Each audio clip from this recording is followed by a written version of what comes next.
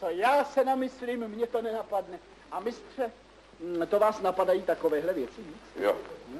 Já třeba ráno vstanu, ne? Jo. A jdu do koupelny, ne? Podívám do zrcadla, ne? Tak řeknu, každý jsme nějaký. Zas!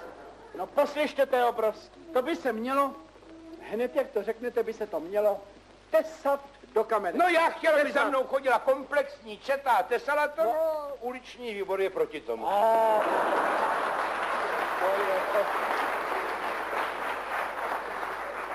A to vy to máte jen tak ze sebe? No, já hodně čtu. Jo, to já hodně vy čtu. čtete. Já hodně čtu. No a to vy čtete i knihy? Jo.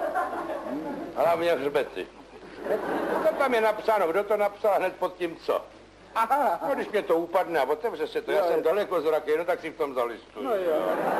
Ovšem, že se také blbě obrací. No, já chodím doma bos. No, i tak ten ne. Ne, já mám Josefčíka a ten mě sliní palec. Ovšem je to zdlouhavé. Proč? No, než také přečtěte 3 mušketýry. No, 3 mušketýry, a než to nejedno, až to mušketýra po mušketýru. Jo, to bídníky taky nemůžu no, to by se najedno. nedalo takhle nohou. Tak já i hromadu znám, tak ty přeskočím. To je lepší. A mistře,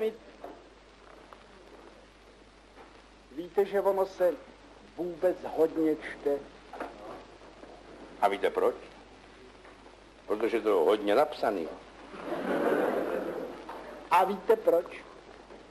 Daleko víc lidí umí psát, než před několika málo sty lety.